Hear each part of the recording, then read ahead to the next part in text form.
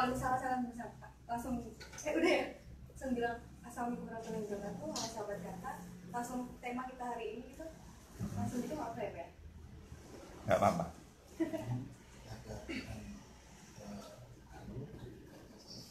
Tahu nggak posisi saya di Karang Taruna? Apa Pak? Coba dilihat dia. Bidang. Bidang apa? Nanti ditanya sama dia. Ini apa kurikulum vitae-nya? Oke ya. Kan? Salah juga. Orang. Kita tutup dulu. Ngobrol santai ya Pak. Kalau saya diem Bapak bantu ini. Jangan sampai saya kehabisan kata. Bidang olahraga dan Orang kan? Bidang olahraga. Wes ya. Udah, ini udah lah. bidang olahraga dan Udah hidup ya.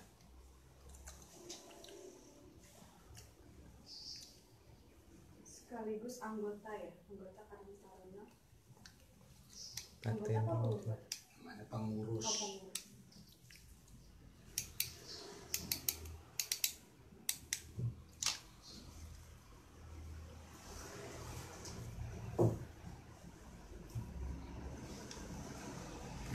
Oke ya, 1, Karena masih 2,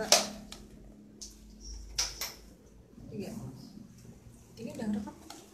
Belum. Ya oke. 3, 2, 1, open the key. Assalamualaikum warahmatullahi wabarakatuh. Halo sahabat kata.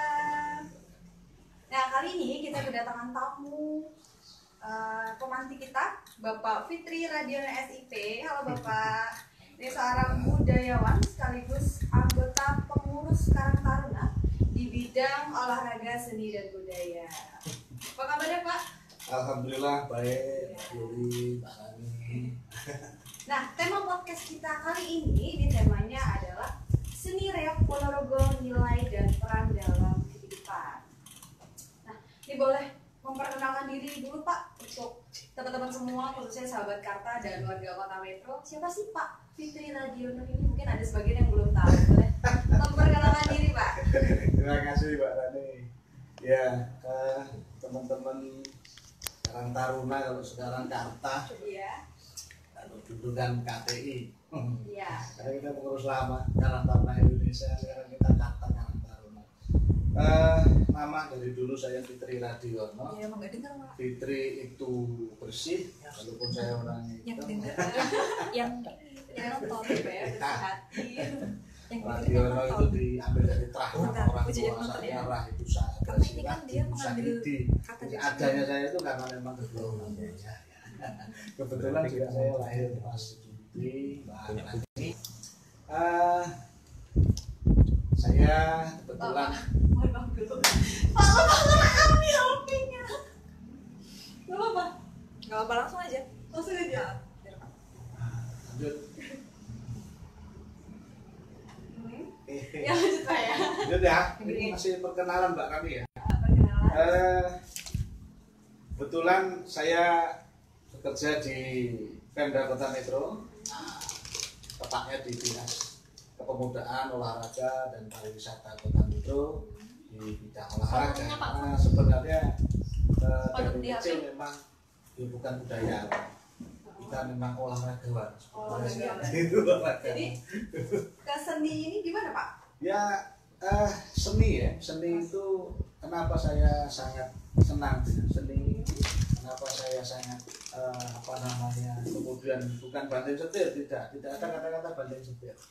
Jadi kalau kita bilang 27 tahun yang lalu ya, kita mungkin sekalian perkenalan bisa sambil bicara sejarah kenapa kok saya senang dengan reok Ponorogo itu ya.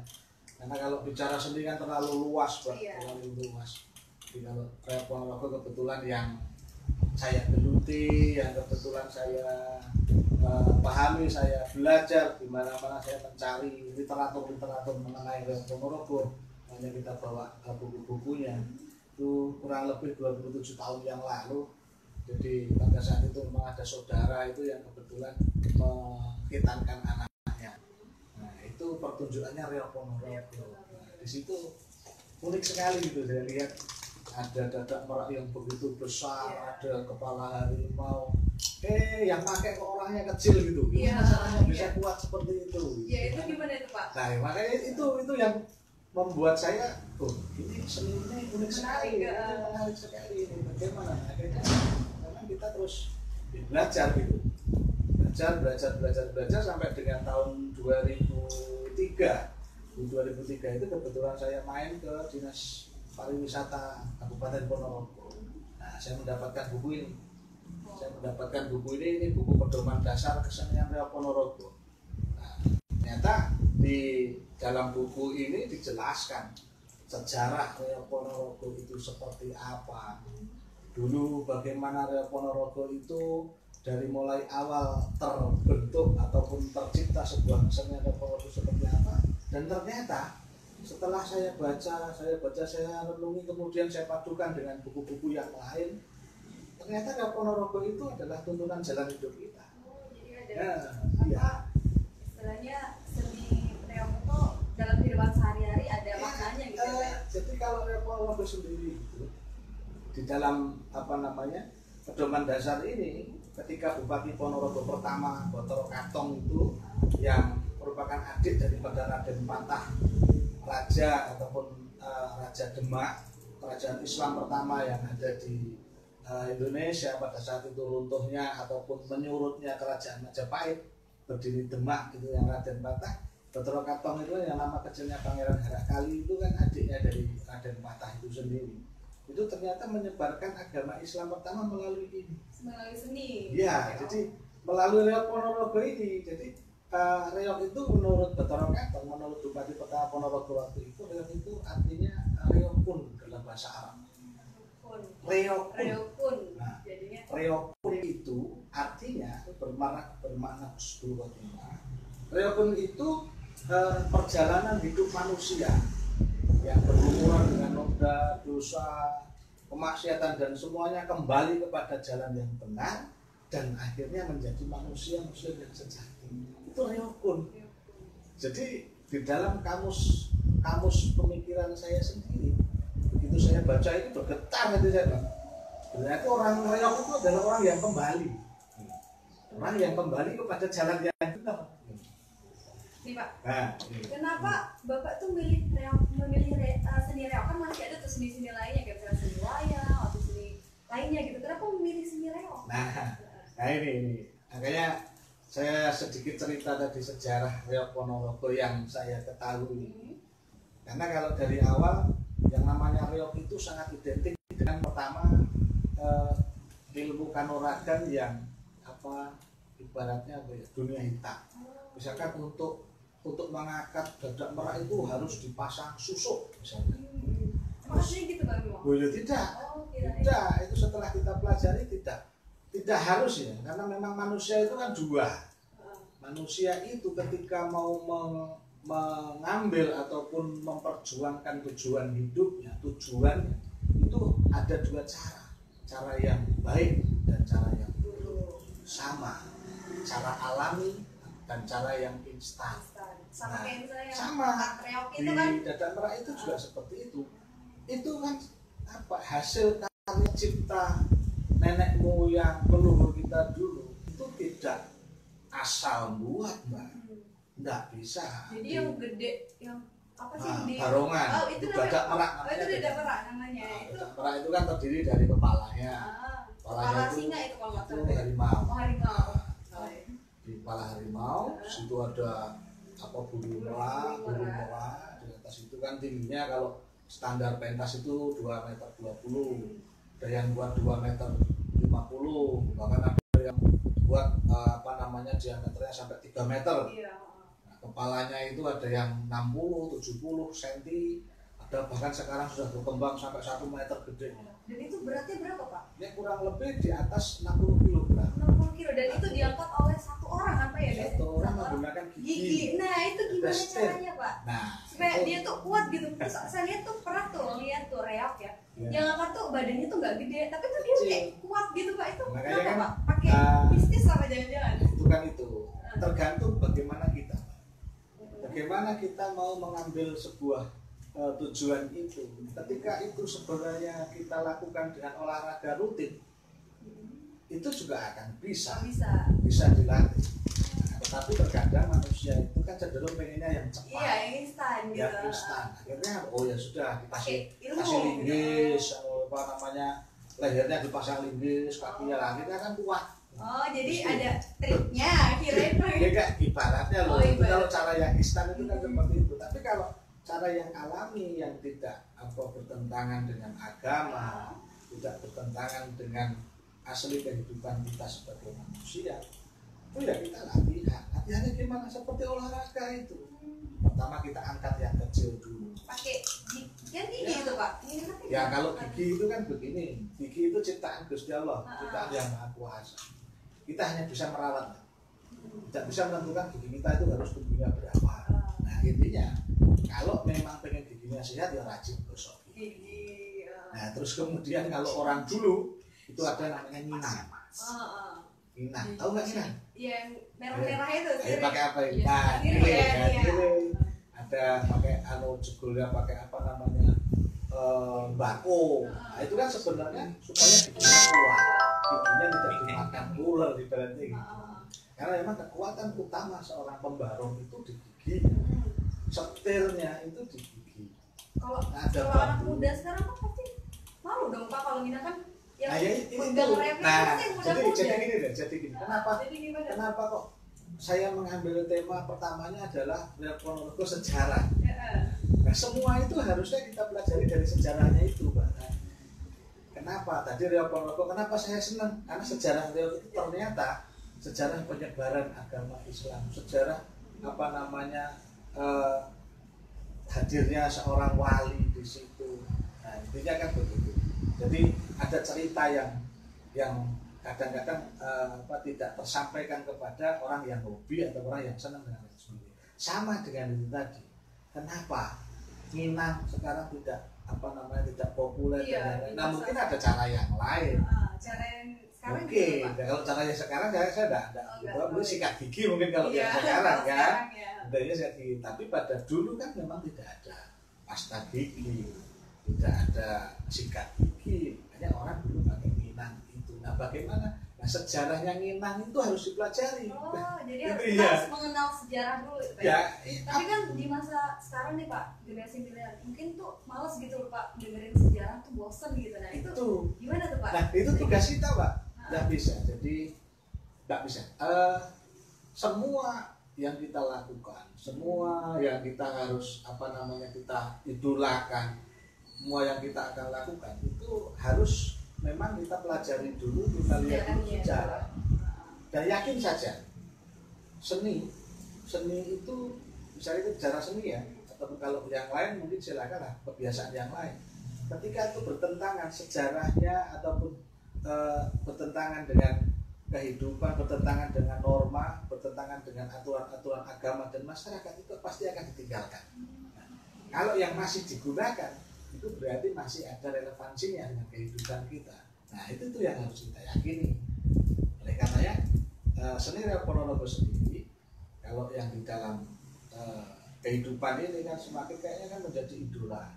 Idola itu dalam arti ketika kita mengumpulkan massa, walaupun ini kan kalau nyerempet pilkada ini, nyerempet pilkada kita nanti mau pilkada juga kan seperti itu.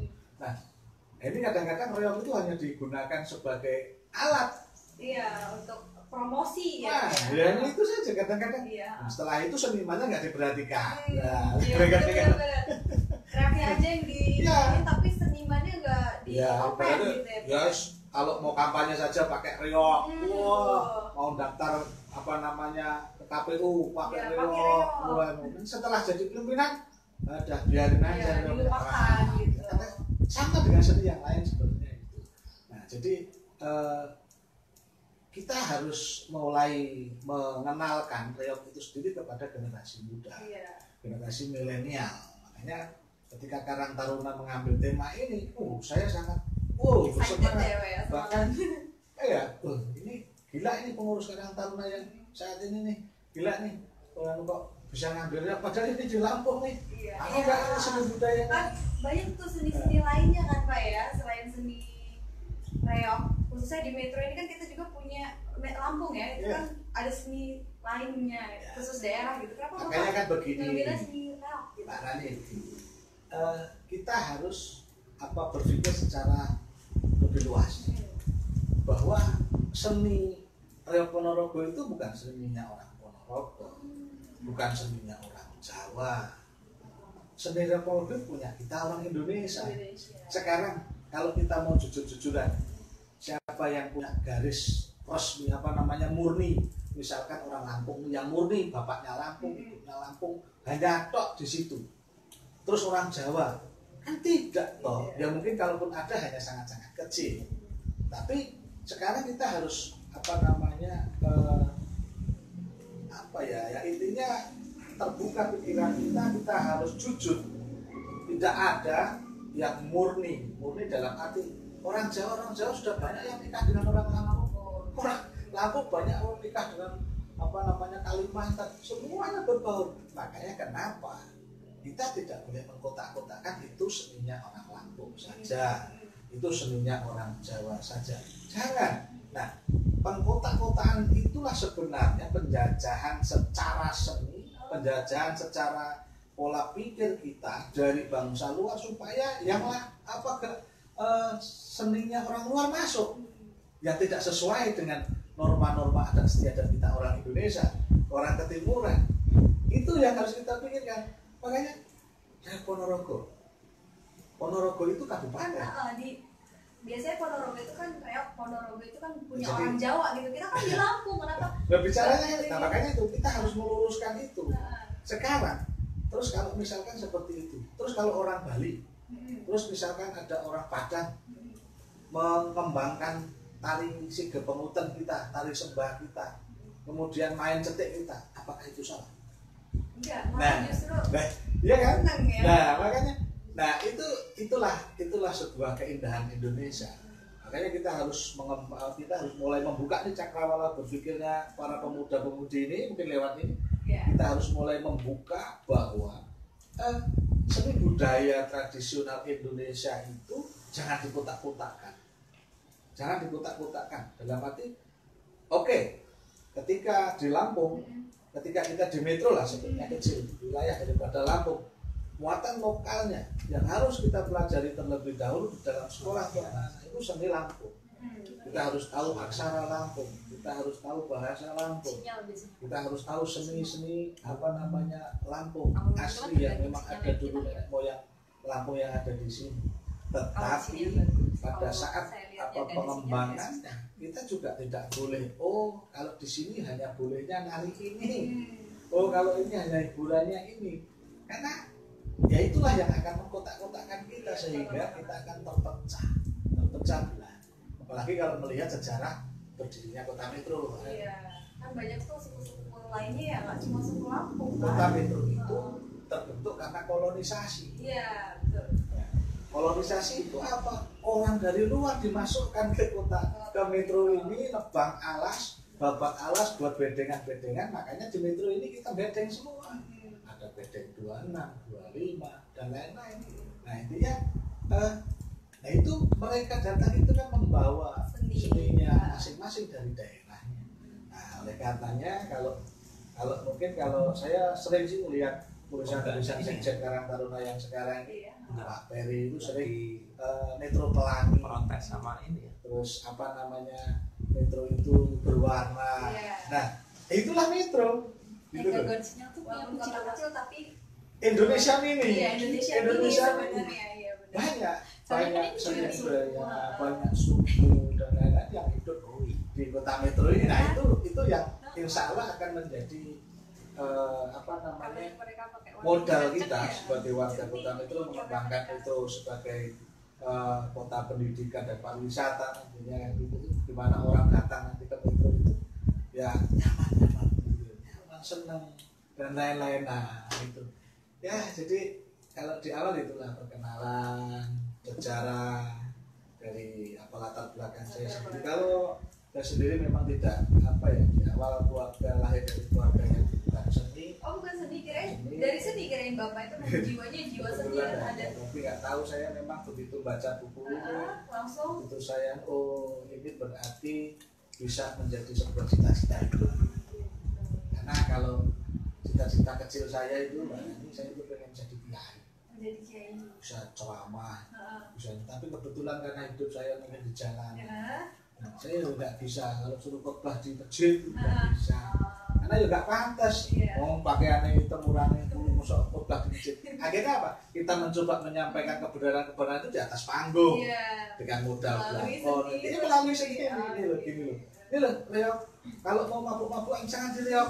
Nah, itu jangan gitu. Orang kan dulu, oh nggak keren. Reok kok gak mabuk? Mabuk. Tidak. Oh berarti reok itu berbeda sama jaranan sih pak? Nah, gini, Kan nah jaranan tuh ini mabuk tuh, reok salah lagi. Oh, enggak. Ini loh, ini. Iya, Makanya iya. kadang sering, jaranan, tidak mbak. Seni budaya tradisional itu tidak ada yang lebih tinggi antara seni yang satu dan yang lain. Jaranan itu juga ada filosofinya. Kalaupun sekarang itu banyak pelakunya yang mengembangkan ataupun melakukan pertunjukan seni yang menyimpang norma Iya. agama yang sekarang itu orangnya. Oh bukan seninya. Bukan seninya, sama. Diri pun seperti itu. Ada yang memang ada, misalkan dia ngangkat dadak merah. Ngangkat itu, dia kalau tidak minum, tidak pede. Nggak pede, nggak kuat Wah, gitu. kuat katanya, harus minum jamu, cap kopo, cap topi miring, ataupun susu gendruwo, misalkan. Iya. Ada susu gendruwo. Ada itu pak. Ada susu gendruwo, campur apa, nanti kemudian diminum kuat. Kuat. Sugesti. Sugesti sebenarnya tidak. Makanya orang yang memiliki mental yang kuat, perilaku yang baik, tidak perlu menggunakan hal-hal lain untuk melakukan sesuatu. Cukup dengan bismillah ataupun dengan agama lain. Silakan dengan kepercayaannya bagaimana. Wah, dia latihan, kurang kuat, latihan, makan lagi yang kuat. Nah, tadi yang jenengan tanyakan masalah jaranan. Loh, berbeda ya. Jaranan kan mabuk-mabukan. Tidak. Sebenarnya kalau ya ini sedikit ya, kalaupun mungkin nanti ada penggiat seni jaranan yang tidak sependapat dengan saya, nanti saya mohon maaf tentunya mungkin tidak sesuai pakemnya ya. Karena memang kalau saya fokus di reok monolog. Cuman kalau sepengetahuan saya sebenarnya kalau jaranan itu juga dulu yang menciptakan Wali Songo. Ibarat itu sebenarnya penggambaran manusia. Kenapa? Ini loh, manusia itu kalau dikuasai setan, ini gitu. jadi setan celeng misalnya, ya itu makan budin mentah, ya ketika nah itu loh, manusia itu kalau dikuasai setan, dimasuki roh setan jadi celeng tuh. Kita yang nonton jangan seperti itu. Jadi ada maknanya. Sebenarnya ya seperti itu. Oh ini loh, dimasuki setan monyet, naik kelapa digigitin sampai nah kadang-kadang giginya sampai berdarah. Itu sudah tidak tahu, nah itulah manusia. Nah itu loh gambaran hidup manusia kalau dia dikuasai setan. Nah seperti itu. Nah harusnya, ini jadi beda ya pak sama reok. Nah kalau reok itu sendiri kan sebenarnya kalau kan ada dua versi sejarahnya. Jadi dua versi sejarah. Sejarah yang pertama itu adalah sejarah pudarnya kekuasaan Majapahit yang pada saat itu Raja Majapahit di kota Bumi itu kan punya selir namanya Putri Campa. Ini bisa dibaca di buku Babat Tanah Jawa. Itu bisa. Nah itu si patihnya yang namanya Ki Kutu Suryo Ngalam, patih Pujangga Anom Kutu Suryo Ngalam, pada saat itu agak kecewa dengan sang raja karena sang raja kurang memperhatikan masyarakatnya, terlalu mengikuti omongan si Putri Campa ini, selir ini. Ini versi yang pertama ya, yang akhir ya. Si Ki Kutu Suryo Ngalam itu membuatlah sebuah seni untuk menyindir. Dia membuat satire. Satire itu sindiran. Karena kalau orang dulu kan ada namanya budaya ewo pekewo. Kita nggak enak dengan pimpinan kalau langsung ngomong, Pak ini salah, Pak ini kok sampai kok begini. Akhirnya dia membuat ini dari macan, jadi macan kepala harimau, atasnya disimbolkan oleh burung merah. Itu disimbolkan bahwa ini loh raja. Harimau itu kan raja hutan. Nah, tetapi yang nyetir Raja Hutan ini setiap mengambil keputusannya permaisuri. Disindir ini sama Kutu Suryo Ngalam sama patenya. Terus kemudian ada yang laki-laki menari seperti perempuan. Itu kalau dulu kan namanya jadil. Makanya kalau sampai sekarang di Kembang itu ada namanya reok kobyok. Ada merak, jadilan kok. Nah, jadilan itu dulu yang nari laki-laki. Gitu loh. Laki-laki bergaya seperti perempuan. Seolah-olah rajaku ini apa ya? Raja perempuan. Nah, itu versi pertama. Versi pertama seperti itu.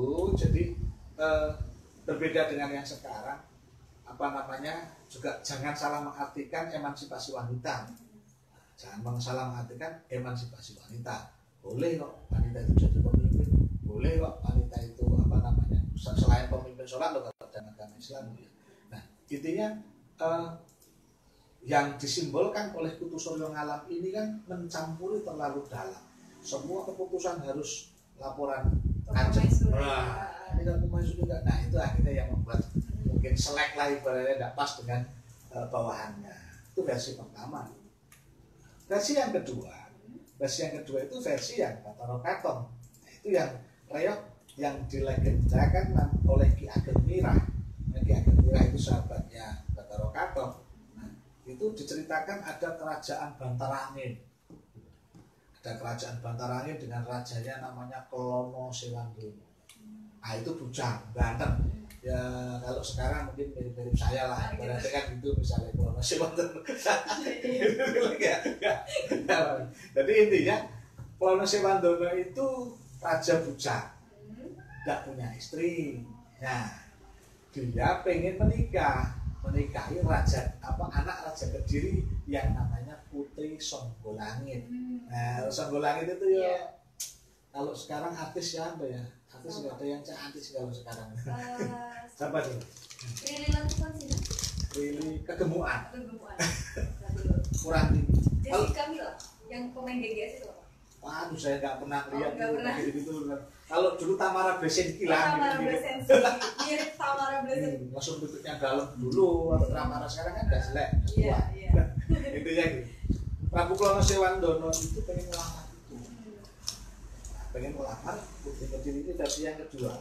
Diceritakan legenda legenda reok. Nah, terus kemudian si Prabu Singobarong di Alas Lodaya itu juga ada raja yang bujang nggak laku. Nah, itu namanya Singobarong. Singobarong itu diceritakan dia raja yang sangat hebat.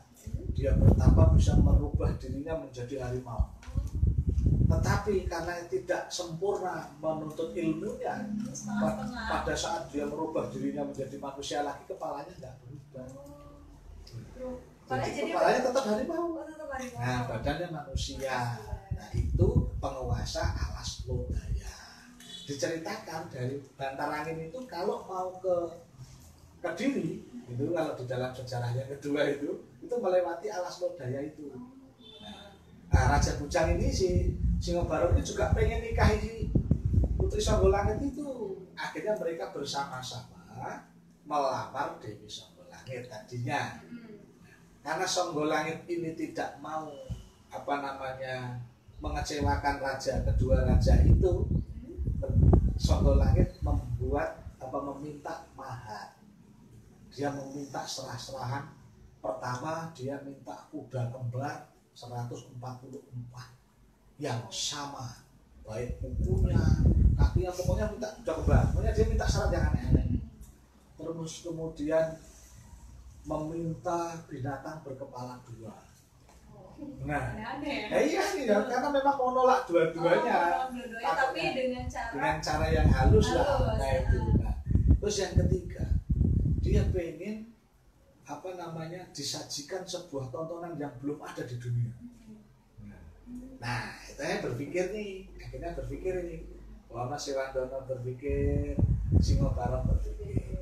Singobarong berpikir yang sangat simpel, pragmatis, nginceng Klono Sewandono. Klono Sewandono mengumpulkan prajuritnya, warok-warok itu dikumpulkan, nyari kuda ke seluruh hutan yang ada di dunia ini. Nah, ketemu ketemu nih kudanya udah ketemu semua sama pasukannya disiapkan. Nah, binatang berkepala duanya belum ketemu. Tapi iseng-iseng nih kalau Sewandono, iseng-iseng nih ini ternyata yang ada ya, isengnya nggak serius-serius sangat. Ya intinya di situlah saya baca di buku itu seperti itu. Dia berangkat dengan bawa kuda itu saja dengan pasukannya itu diberangkat dibawa ke Kediri mau ngelamar. Nah si Singobarong ini nggak mau nyari, dia hanya ngintip. Oh, itu lewat hutan saya, siapa klononya tak pateni, itu tak bunuh, kudanya tak ambil, tak pakai untuk ngelamar. Jadi agak sedikit licik ya Singobarong itu. Sangat licik banget. Kalau di saya ya, Singobarong itu simbol angkara murka.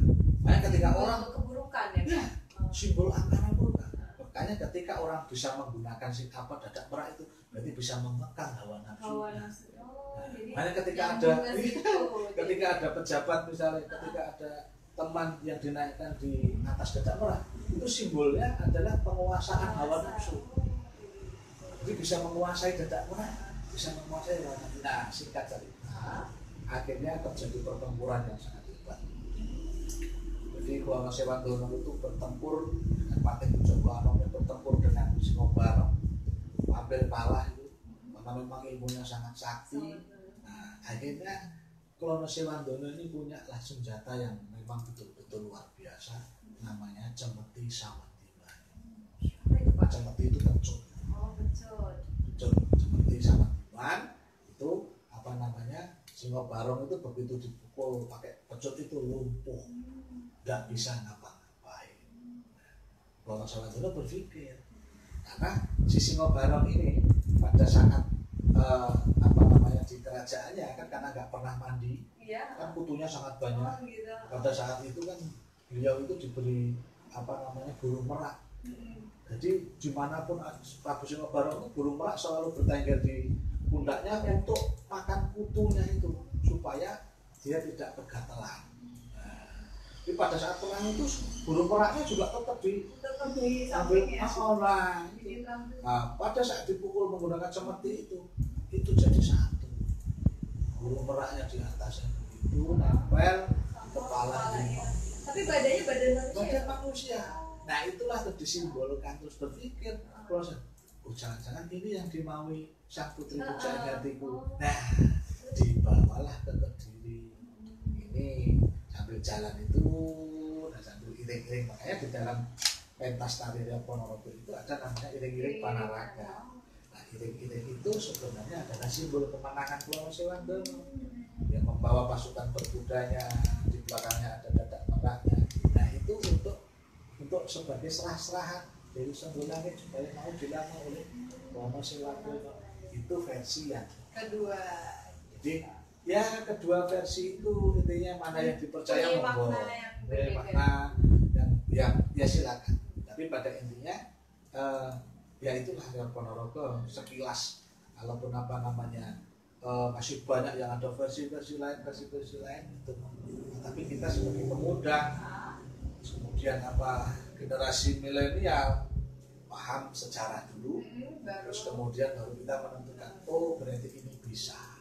Oh berarti ini bisa kita terapkan di dalam hidup kita yang sekarang. Nah ini Pak, apakah Bapak nggak ada ketakutan bagi Bapak dan pemuda-pemuda lainnya jika mengembangkan seni tradisional di bidang dibilang nanti kampungan gitu? Kan tapi kok seni sih sekarang kan generasi milenial pasti kan apa sih kok tradisional tuh udah nggak zaman gitu Pak? Itu gimana cara Bapak untuk tetap mengeksiskan tradisional tersebut? Ya, yang pertama gini ya. Pertama kalau untuk biar kita tetap eksis ya, biar kita tetap apa namanya nggak dibilang katrok dan lain-lain, kita harus bisa menempatkan.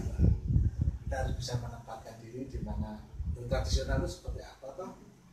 Ternyata malah sekarang ini banyak pemuda-pemudi itu yang secara tidak sadar malah senangnya yang tradisi-tradisi. Iya, tradisi-tradisi contohnya lagu-lagu ambiar itu. Oh iya, itu kan walaupun buatan kita tapi itu bahasanya Jawa. Jelas. Oh, enggak ternyata begitu dinikmatin keren daripada bahasa Inggris misalkan, daripada bahasa Spanyol kan. Karena memang telinga kita telinga Indonesia kan gitu loh. Kan berarti apa karena kita orang Indonesia enak. Apapun produk orang Indonesia yang apa namanya lagu Batak, lagu Ambon itu sebenarnya kalau kita nikmati Enak gitu. nah itu, tetapi terkadang kita itulah penjajahan pikiran pemuda kita ini selain dijajah melalui barang-barang haram yang lain, misalkan ini satu contoh saja nih, kalau misalkan ini ada kegiatan kebiasaan merokok. Maaf, ini ada kawan-kawan mungkin yang hobinya merokok pakai elektrik nih misalkan, bukan saya tidak sependapat dengan Anda, oke, enggak masalah. Ya itu kan sebenarnya saya sudah pernah lihat itu dulu, kalau nggak salah di 2005 Pilkada 2005 itu saya masih ingat, waktu itu debat di Gedung Wanita yang sekarang jadi Gedung Sesa Agung itu. Nah itu dulu ada salah satu calon wali kota ibaratnya itu, ya itu sudah pakai rokok elektrik, ditegur itu oleh panelis suruh keluar, ibaratnya gitu, salah satu pendukung. Nah ternyata itu rokok elektrik. Nah begitu selang 2-3 hari saya baca atensi artikel dan lain-lain, di luar negeri sudah dilarang karena memang berbahaya. Nah sekarang kan mulai lagi nih, banyak pemuda yang kayaknya kalau rokok yang ini konvensional nggak deh, akhirnya pakai rokok elektrik saja misalkan. Ini bicara misalkan itu sebenarnya kan hanya bagaimana penyesakan pikiran. Nah sama dengan di seni budaya itu sendiri, jadi sama dengan tren. Nah, ketika kita pakai baju hitam-hitam nih misalnya, atau nih kampung itu salah. Nah kalau ini kita pakainya di sawah ya nggak pas. Tapi kalau kita pakai malam untuk ronda nih, untuk keliling-keliling acara Karang Taruna, kita kumpul-kumpul malam, hangat ini, bajunya enak, toh nggak katrok juga misalnya kan gitu. Nah celananya ini kalau pas malam nggak pakai sarung, tinggal dilepas aja pakai sarung lagi, nggak pakai selimut. Bagaimana ini memaknai saja. Intinya saya tidak ada ketakutan dengan itu ketika memang itu sebenarnya sangat-sangat bermanfaat dan bisa kita manfaatkan. Misalnya kayak blakon. Ini kalau misalkan di zaman sekarang nih, zaman yang sekarang nyari masker dan lain-lain, waktu kemarin susah misalnya. Ini sebenarnya kalau cukup pakai blakon ini, kalau kita pakai bingung-bingung, ini bisa kita tutup dari masker. Ini guyonan tapi serius loh. Sebenarnya guyonan tapi serius. Nah, oleh karenanya kenali dulu, pahami dulu, manfaatkan sesuai dengan keadaan sekarang. Nah, itu yang menjadi patokan supaya kita tidak berpikir yang tradisional atau yang keren itu, yang modern. Modern pasti juga ada kelemahan. Tradisional juga mungkin ada waktunya, ada masanya. Tapi yang pada prinsipnya bagaimana kita itu mencoba berpikir yang waras, yang waras, yang objektif. Nah reok itu kalau saya di Muda Manggolo Sakti kami. Iya, Bapak kan punya ini ya. Paguyuban. Kebetulan kami punya guru spiritual lah ibaratnya. Itu reok itu kita maknakan bukan sama dengan teks buku ini. Reok itu hanya sebuah singkatan. Apa itu, Pak? R itu religius. Nah, religius itu artinya menjalankan agamanya. Apapun agamanya, monggo silakan. Karena tidak mungkin sebuah agama itu akan mengajarkan kebencian. Tidak mungkin sebuah agama itu akan mengajarkan dendam, membunuh orang. Dan itu adalah sesat pikir dan sesat penafsiran. Ini kalau teroris identik dengan Islam, salah. Teroris itu bukan orang Islam, orang yang rusak Islam. Nah, intinya kan begitu. Dan agama lain pun akan begitu. Nah, itu R itu religius. Terus yang re ya. Nah, re. Kita nggak pakai Y kebetulan. Itu education. Education itu berpendidikan. Berpendidikan itu mendidik dan dididik. Jadi dalam reok itu sendiri harus ada pelajaran hidup, harus ada wawasan-wawasan yang kita masukkan juga, dan juga pelakunya harus orang-orang yang berpendidikan. Berpendidikan itu kan, pendidikan itu ada formal dan informal. Intinya itu. Jadi education di berpendidikan. Jadi kalau di Muda Manggolo Sakti itu ya mohon maaf bukan Karena PA ada yang SD, SMP, SMA, kuliah, bahkan S2-nya ada, misalkan kan seperti itu. Nah itu pengertian kami bahwa Riok itu sendiri ya harus yang berpendidikan dan harus menjadi pendorong anak-anak berpendidikan. Nah gitu. O itu objektif. Objektif itu saya katakan sebagai sebuah kejujuran, Pak. Objektif itu apa yang kita lihat itu kita ucapkan. Misalkan ini hitam, ya kita harus objektif kalau ini hitam. Harus ini ya, Pak. Jadi ya objektif itu mengatakan sesuai dengan objeknya, bukan subjek. Mengatakan apa yang kita lihat itu sesuai dengan keadaannya. Kalau itu bagus, kita harus ngomong bagus. Jangan ketika ini mohon maaf, balik lagi ini kita sindir-sindir apa? Bukan membelokkan ya masalah pilkada, karena ya kita memang juga harus mengedukasi juga nanti warga Karang Taruna, khususnya kota metro ini juga jangan sampai golput. Nantinya 9 Desember itu juga nanti harus milih. Silakan nanti pilih siapa saja 1, 2, 3, 4 monggo. Nah jangan sampai ini kan kadang-kadang itu kita lucu karena itu dilakukan oleh orang lain yang tidak sepemahaman dengan kita, akhirnya kita katakan jelek. Contoh nih, misalkan kebetulan misalkan si A itu partainya PDI misalkan, itu warnanya merah, terus si B partainya Golkar kuning, terus ada lagi yang Demokrat, ada lagi yang PKS misalkan, atau partai-partai lain, intinya kan lambangnya warnanya berbeda-beda. Padahal duluan warna kan dari partai itu sama dengan Karang Taruna misalnya. Nah, ternyata misalnya ini Karang Taruna nih warnanya biru, identik dengan Demokrat misalnya. Berarti ini sudah dari dulu loh Karang Taruna itu biru. Nah, nanti seolah-olah kalau yang partai lain yang tadi simbolnya nggak senang, apa yang dilakukan Karang Taruna berarti orang biru, karena lambangnya kuning, itu berarti punya orang kuning. Jangan salahkan itu. Nah, objektif di dalam pemikiran kami, di dalam reok kami itu kita harus jujur. Jangan menggunakan pikiran kita sendiri.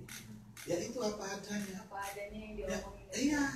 Kadang-kadang memang kejujuran itu pahit. Iya, benar-benar. Tapi kan pahitnya jamu itu adalah obat. Obat, iya betul. Nah, gitu. Itu yang terakhir G. G itu jenius. Pintar. Ini jenius.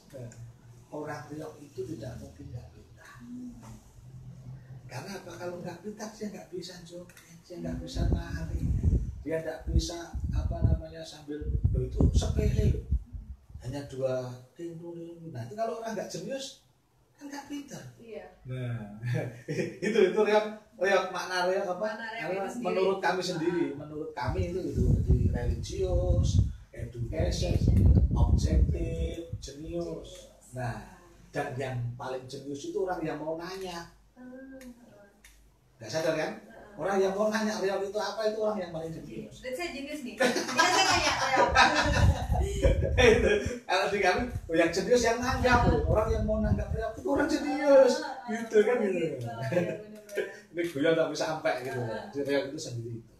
Dan riok itu memang tidak bisa dipisahkan dengan Ponorogo. Nah, ya, jadi Ponorogo itu nama kabupaten, tapi itu asalnya riok. Nah, jadi itu satu kesatuan. Jadi riok Ponorogo itu 2 kata, satu kesatuan. Jadi kalau bicara riok ya Ponorogo, bicara Ponorogo ya. Ponorogo sendiri itu artinya Pono itu wasis. Wasis itu di atasnya pintar. Di atasnya pintar, kuat, sehat. Rogo itu badan. Jadi religius, education, objektif, jenius itu bisa dilakukan kalau Ponorogo. Kalau badannya sehat, badannya kuat, pintar. Nah terus Bapak itu mengambil nama Mudo Manggolo Sakti. Ini biasa kan kalau reok Singo Barong, pokoknya yang barong-barong gitu. Ini kenapa Pak milihnya namanya Mudo Manggolo Sakti?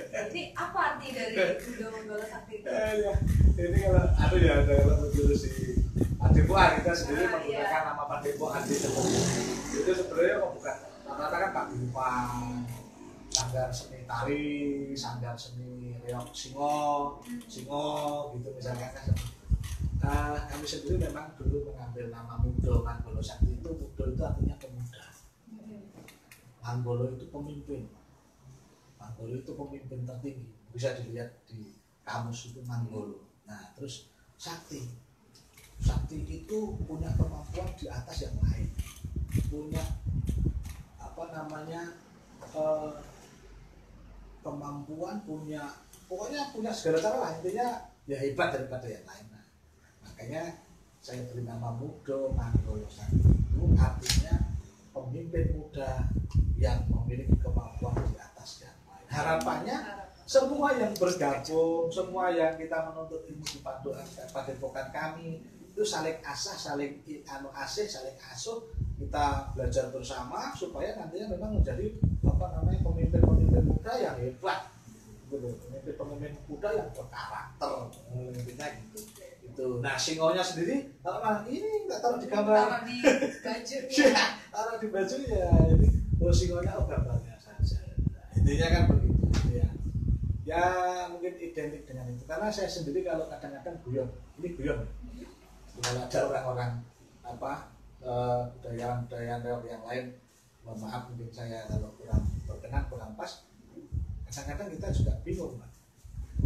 Namanya singo, tapi yang dipakai itu kulit macan loh. Iya. Harimau loh itu. Singo sama macan kan beda Pak. Nah, harimau sama singa kan beda. Iya. Nah, ya masuk jadi ya itu makanya ya saya berpikir ya juga ini nggak konsisten juga ya. Iya. Namanya singo kok pakai anunya harimau kan.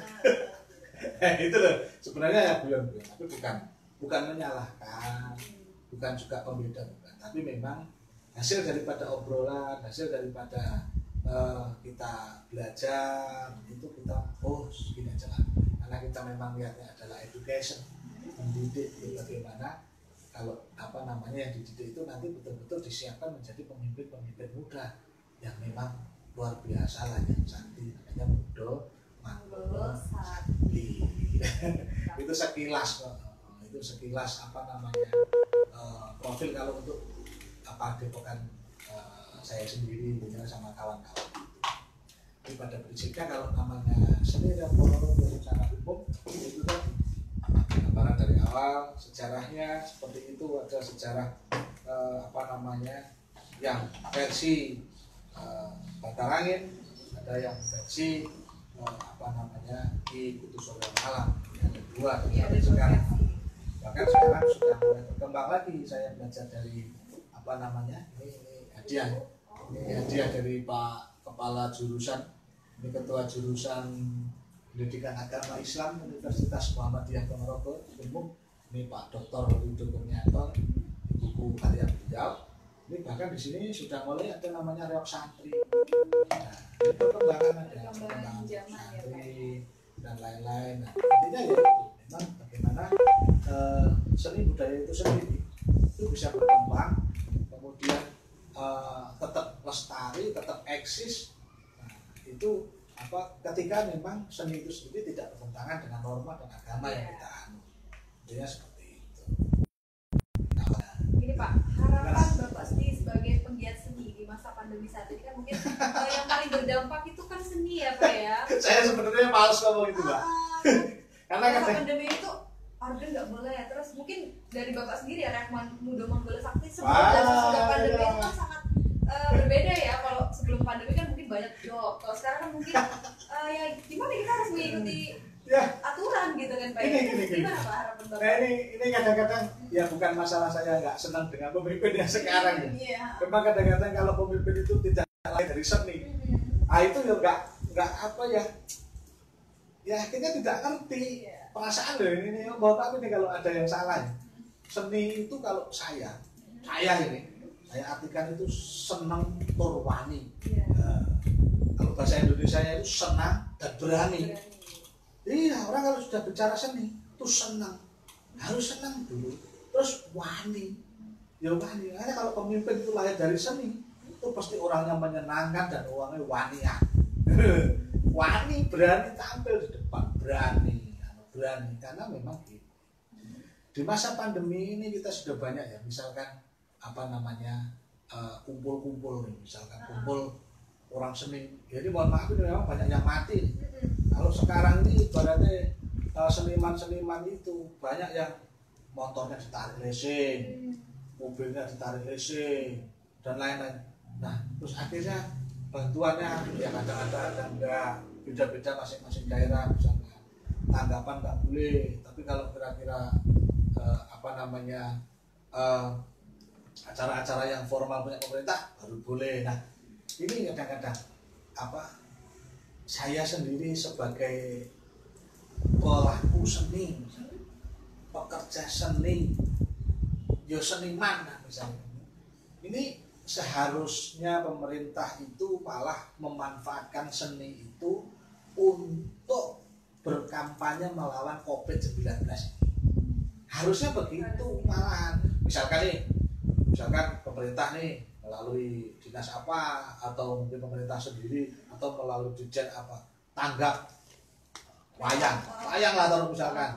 Nah, reok oke lah nanti, ini enggak enak lah reok terus. Misalkan wayang nih, nah tapi melalui protokol kesehatan, masyarakat yang nonton pakai masker, pakai face shield dan lain-lain. Misalkan nih lagi di setiap hiburan orang hajatan tuh ada hiburan, misalkan organ misalkan, nah itu dia pakai protokol kesehatan. Nah, bagaimana seniman-seniman ini kalau bisa malah dimanfaatkan secara betul-betul oleh pemerintah untuk mengkampanyekan new normal. Jadi bukan gerutuk di pasar. Lalu nggak mesti ada orangnya kadang gerutuk di jalan, negatin orang ya nggak pakai masker dimarah. Nah sudah, daripada biayanya untuk gerutuk itu, untuk nanggap seniman itu pakai acara, biar orangnya datang sendiri, sampaikan ini loh boleh ini tapi harusnya begini, boleh ini harusnya begini, itu loh Pak. Jadi kalau seniman itu sebenarnya nggak butuh bantuan dikasih duit kok, tapi dikasih tempat. Bagaimana dikasih tempat untuk berekspresi. Nah ini kadang-kadang kan lucu, hajatan boleh, hiburan tidak boleh, nggak mati tuh. Kasihan penggiat seninya ini ya kalau mungkin seniman itu masih punya usaha yang lain, makanya kan banyak ini artis-artis itu yang sekarang pindah jadi kuliner online. Yang online. Tetapi terus yang mau bikin siapa? Kalau terus-terusan seperti itu. Nah, jadi harapan saya sendiri selaku seniman, selaku pelaku seni, nah ini mohonlah untuk pembuat kebijakan, pakailah kami, pakailah seni-seni ini sebagai corongnya pemerintah ini untuk menghadapi COVID ini. Nah, jadi jangan demo yang ribuan orang yang tanpa protokol kesehatan aja diperbolehkan. Giliran ada orang latihan jalanan, ada orang latihan reok, baru tuting babit kantin pada datang. Gak boleh. Ada orang hajatan yang jelas nih, hajatan sudah pakai protokol nih, duduknya sudah jarang-jarang, gabungan tentara, Pol PP, polisi, terus lurah, camat datang sak mobil ngomong ini misalnya gak boleh. Nah, giliran dulu memang banyak orang, silahkan saja. Nah, itu lah. Ini kan kadang-kadang meri lah. Nah, kalau terus yang nggak seneng, ini kan seneng pinter-pinter ngomong aja, tapi tidak. Ayo kita berpikir waras. Kalau seniman ini kita gunakan sebagai corong, insya Allah COVID ini akan segera berlalu. COVID itu bisa kita tangani bareng-bareng, nggak bisa satu orang saja. Oke, terima kasih Pak Fitri Radiono selaku budayawan Kota Metro. Sebenarnya mengungkapkan harapan-harapan terlalu tinggi Pak kalau dibicara budayawan itu. Sebenarnya orang nekat aja lah. Tapi kan penggiat seni ya Pak ya. Ini alhamdulillah tema kita sudah rampung ya, tema seni rap Ponorogo, nilai dan peran dalam kehidupan. Oke. Dan kegiatan kita disupport oleh Bapak Anton selaku Sekcam Metro Utara. Terima kasih Bapak Anton sudah mensupport kegiatan pagi hari ini. Oh ya Pak Anton,